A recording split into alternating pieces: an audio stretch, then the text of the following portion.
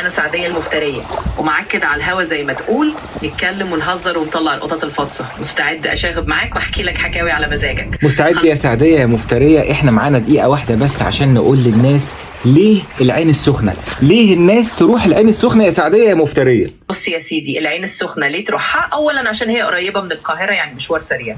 ثانيا المياه السخنه الطبيعيه دي حاجه كده تأدي الاعصاب وتخليك كانك مولود من جديد. ثالثا الجو هناك هادي ولذيذ وفي شويه منتجعات حلوه زي وشك كده يا مجنون. يعني ببساطه بدل ما تروح اي حته بعيده وتقرف نفسك، العين السخنه جنبك. فهمت يا فالح؟ خلاص كده يا حبيب قلبي، انا برضه. طب يلا يلا يا سعدية، انا وانت هنروح العين السخنة النهاردة. يا سلام، طبعا يا قلب القلب هنروح العين السخنة وهنعمل لك أحلى فسحة وهنقعد نشوف الدنيا هناك عاملة إزاي. بس على شرط ما تغلبنيش بقى بأسئلتك يا أبو العيال. أنا هفضل أناقش فيك وأقول لك القصص والحكاوي هناك، ونقفلها بضحكة كده في الآخر عشان تعرف إن مفيش غير سعدية اللي هتفضل دايما نمبر 1 في قلبك.